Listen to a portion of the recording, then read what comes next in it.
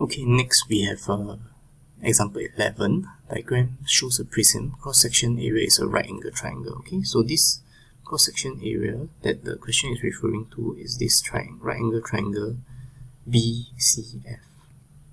Okay, so BCF is a right angle triangle. Okay, BCF is a right angle triangle. Okay, the same as a triangle ADE. Okay, so if I draw out the triangle, these two of them are right angle triangle. Okay, so we calculate the length of FB. Okay, so for part A, we can use Pythagoras theorem. Since we have right angle triangle, 8 and 6 cm. So for FB is the hypotenuse. So FB square will be 6 square plus 8 square. So FB will be equals to square root of 6 square plus 8 square. Okay, so 6 is 30, 6 square is 36, 8 square is 64. So we have square root of 100, which is 10 cm as our answer. Okay, next we are supposed to find the area of triangle AFB.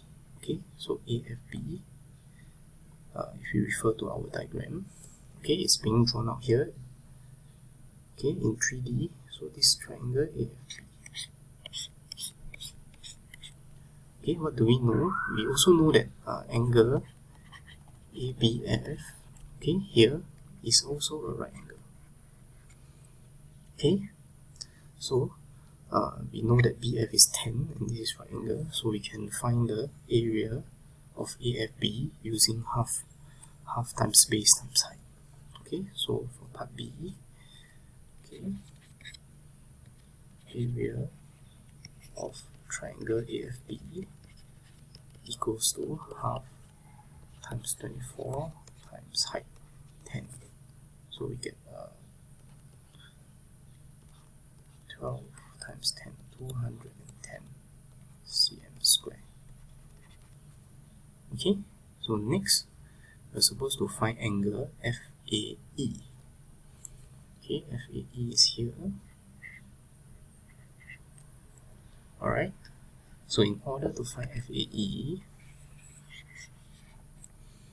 okay, what we can do is that we have already know this is this EF is 24. Okay, EF is 24, and then this side here is 10. AE is 10. So we use our trigonometry. Okay, so 24 is opposite 10. So tangent angle FAE will be opposite over adjacent. Okay, so angle FAE, we use our inverse tangent.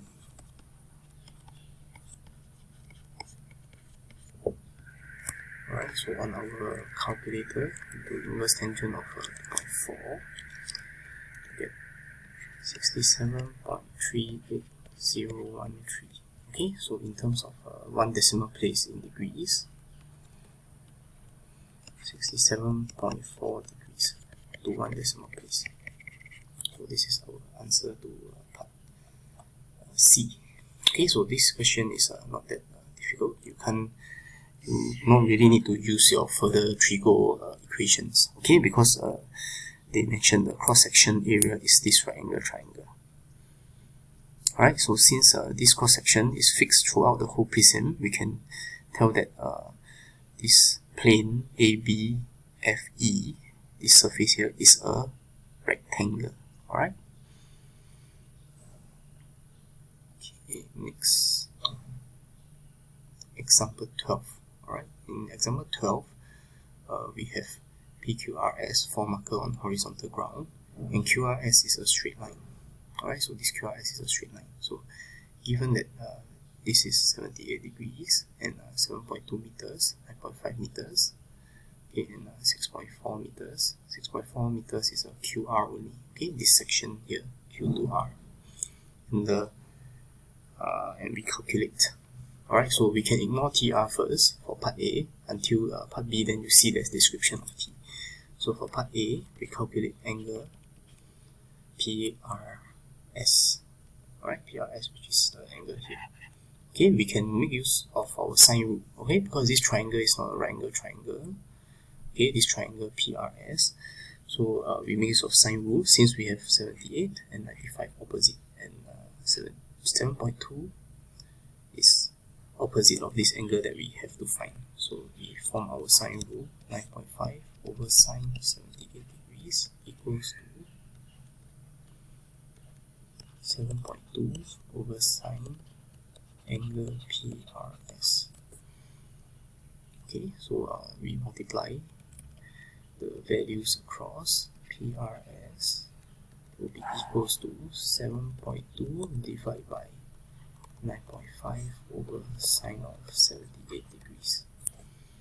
Okay, so we can calculate out what is this value here before we do an inverse sine. So 9.5 divided by sine 78. Okay, we get 0.74133.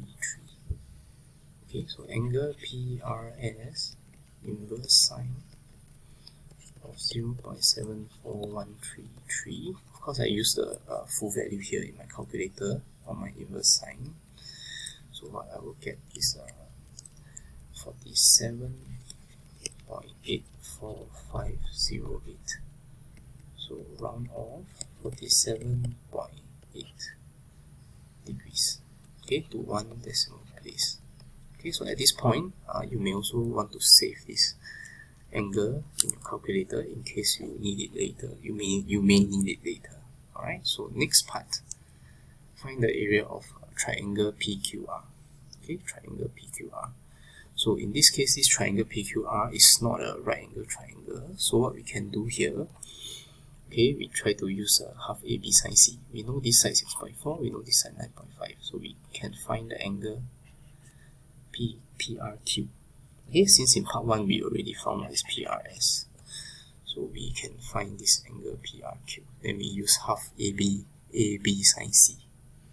Okay, so for part B, for part 2, okay, area of triangle PRQ. Okay, we use half times 9.5 times 6.4 sine of, okay, the angle 180 minus, alright, this angle that we have found, 47.84508 degrees. Okay, so if you have saved your value here, you use the exact value in this part 2. Alright, so 180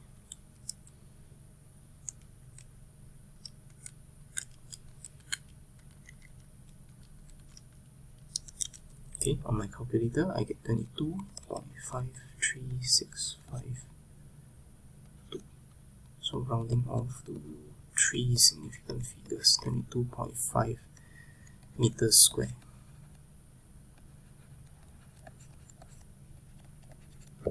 Okay, so this is my answer for part 2. And next, we calculate the length for part 3, length PQ. Okay, we know this angle here definitely from calculation, and we know 9.5, we know 6.4. Alright, so by now, you should be able to tell we do not have enough information to find PQ using sine rule. Okay, so we use cosine rule to find PQ. We have this angle here and 9.5 and 6.4. Alright, so for part 3, okay, when we find PQ using cosine rule, PQ square will be 9.5 square plus 6.4 square minus 2 times 9.5 times 6.4 cosine of this 180 minus, okay, 47.84508 degrees. Okay, so PQ, so let me get the value on the calculator. If you have tried out, you get 49.59968. Okay, so if I square root this, okay, what I will get is 7.04270. Alright, so rounding off to 3 SF. 7.04 meters. Okay, so last part of part A, the shortest distance from R to the path PQ. Alright, so what we are trying to find here, remember, shortest distance, okay, perpendicular distance from R to this line PQ. Alright, so we have this angle here, so definitely, and we have this area of triangle PRQ found in part 2. Okay, so we use the half base times height method. Okay, half base is PQ times height method. So we know what is PQ. Okay, and we also know the area. We know the area, we know half, so we can find this perpendicular distance. Okay, so for part 4,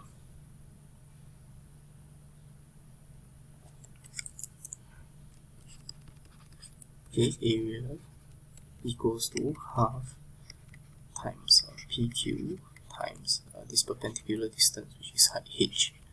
So we found the area in part 2, which is 22.53652. Okay, so this is the area divided by half times our PQ 7.04270. Okay, so calculate. Alright, I get 6.39996. So in 3 significant figures, I will get 6.40. Okay, 6.40 meters to 3 significant figures. Alright, so now next in part B.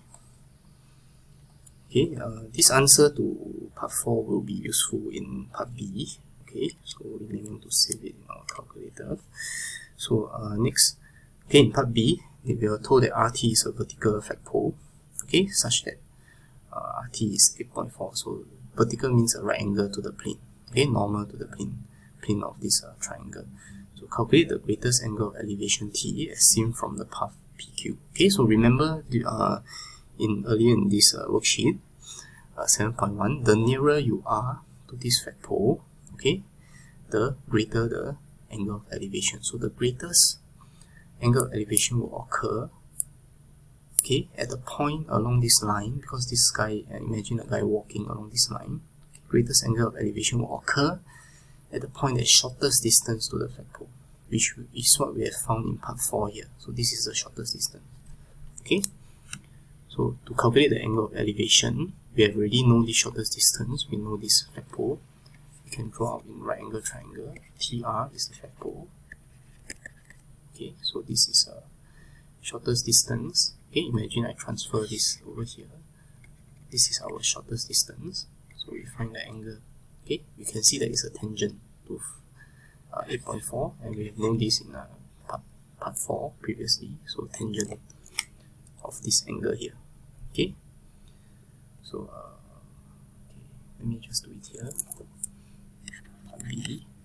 So tangent of theta equals to 8.4 over the shortest distance RT, which is 6.39996.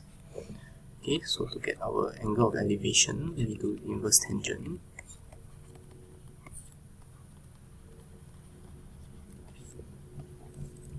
Okay, we get 52.6962 degrees. So to one decimal place, 52.7 degrees. Alright, so this is our answer to part B. Okay.